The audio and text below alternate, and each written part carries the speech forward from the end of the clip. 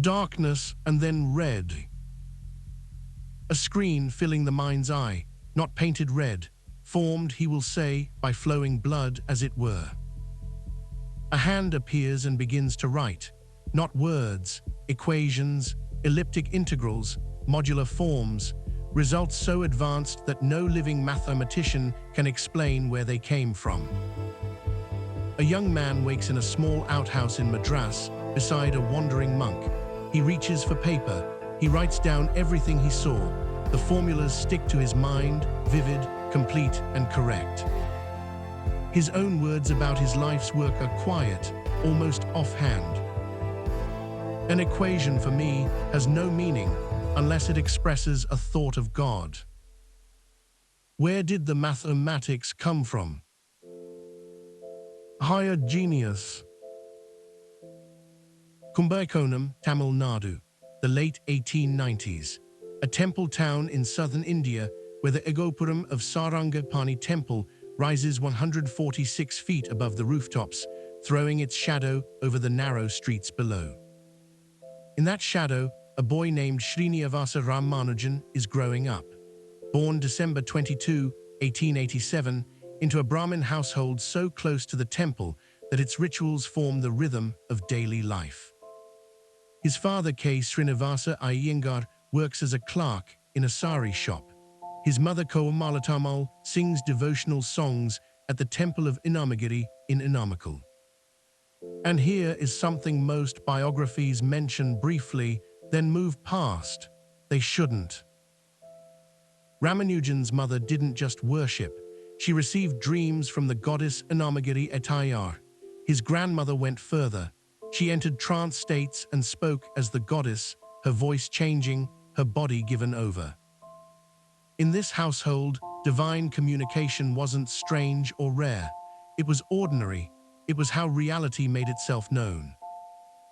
3 generations of women in one family, each receiving knowledge through channels that the modern West has no comfortable name for. The goddess herself, Namagiri Thayar, is a manifestation of Lakshmi, enshrined in a rock-cut cave temple at Namakal.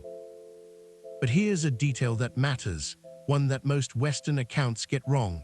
The blood imagery in Ramanujan's visions doesn't belong to Namagiri.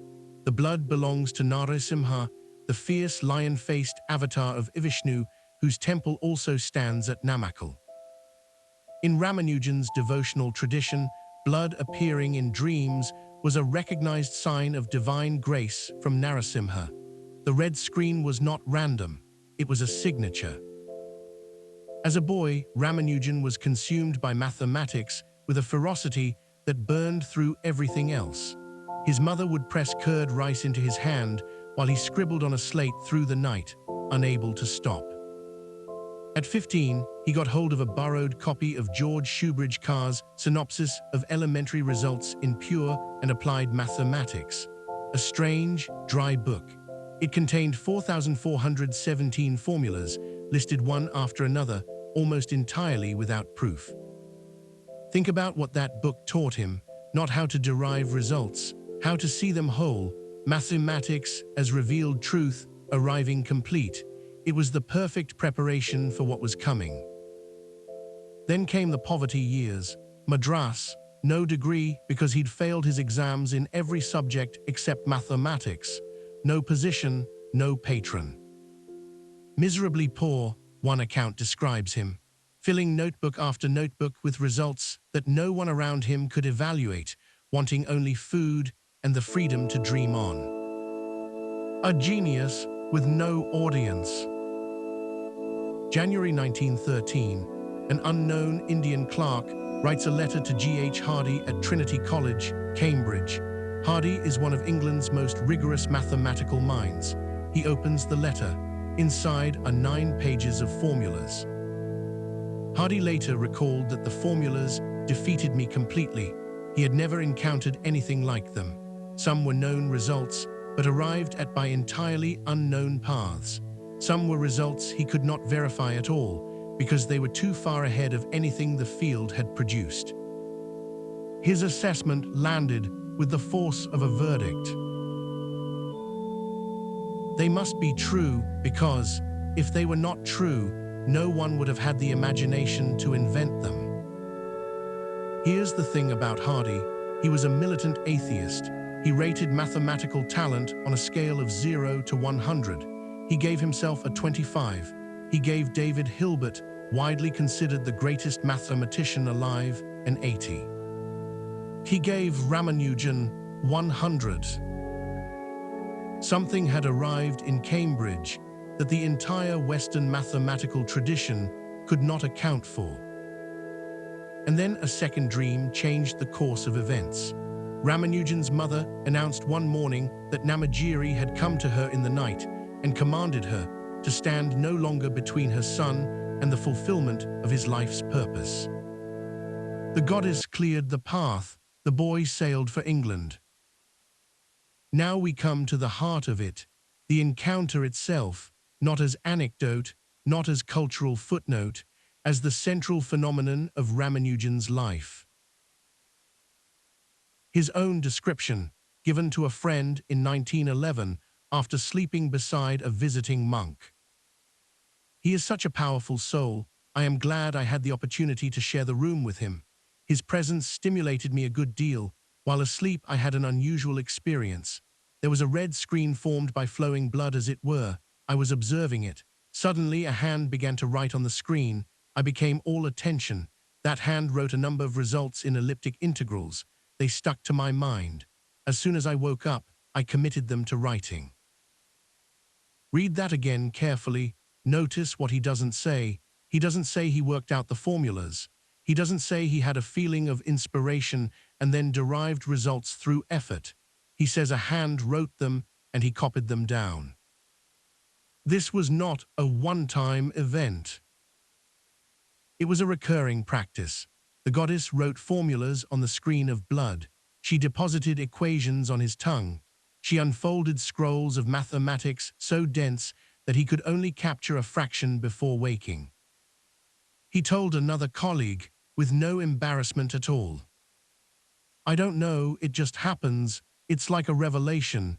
It just comes floating in." At Cambridge, this created a collision that went deeper than culture.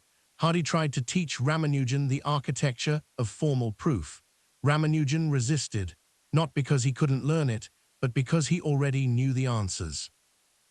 The proofs were Hardy's contribution, the scaffolding built after the fact. The raw seeing was Ramanujan's alone. His colleague Littlewood observed it quietly. When certainty came to Ramanujan through a mixture of evidence and intuition, he looked no further. There was, Littlewood said, a touch of real mystery. Sit with the strangeness of this for a moment. A man is receiving correct mathematics from a goddess in a dream, results that will take the world's finest minds decades to verify, and he is not being metaphorical. He states it as plain fact. 1919, Ramanujan returns to India. His body is failing. What modern doctors now believe was hepatic amoebiasis, a liver infection treatable with the right medicine, had gone undiagnosed because the English physicians never thought to ask about his medical history before he came to England. They simply did not ask. He was dying, and the mathematics did not stop. In the last year of his life, barely able to hold a pen, he produced 138 pages of new results. His wife Janaki gathered the loose sheets as he filled them, one after another.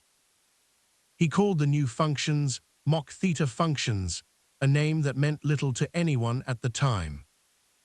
He continued doing his sums, Janaki said, until 4 days before he died, when the pain became too great. He was 32 years old. The hand was still writing. Even as the body gave out, the transmission continued. The notebooks filled. Whatever source fed him did not stop because his heart was stopping. He died April 26, 1920. Now here's where the story takes a turn that nobody could have predicted. Those mock theta functions scrawled on loose paper by a dying man in Madras, would not be understood for 80 years. Mathematicians knew they were important, but the tools to decode them didn't exist yet. Sander Isvegers built those tools in 2002, developing a framework called harmonic weak mass forms. And when Ken Ono at Emory University finally proved what the Mach theta functions described, the answer was staggering. They described the entropy of black holes. Ono's own words. We proved that Ramanujan was right. We found the formula explaining one of the visions that he believed came from his goddess. No one was talking about black holes back in the 1920s. Stop and consider what that means. Equations received in vision by a man who said a goddess placed them on his tongue turned out to be the correct mathematical language for describing phenomena that wouldn't be theorized for another half-century. Connections to string theory, to sporadic groups in algebra, to structures at the extreme edges of physics that Ramanujan could not possibly have been aiming at because no one on Earth knew they existed. What do you call that? It's not a question about religion, really. It's a question about the nature of mathematical reality itself. Do the equations exist before anyone discovers them? Is there a place where they live, waiting to be seen? And if so, can some people see them more clearly than others, the way some people hear music that hasn't been composed yet? Hardy, the atheist who trusted nothing he couldn't prove, spent years searching for the right word to describe what he had witnessed in Ramanujan. He tried natural genius. He tried intuition. Nothing was adequate. Finally, he permitted himself a single word, Sanskrit, a word from Ramanujan's own tradition. Svayambhu Svayambhu, self-born, self-existent, one of the titles of Brahma, the creator god. From the pen of the most rigorous mathematician in England, applied to the man who said his equations came from a goddess on a screen of flowing blood.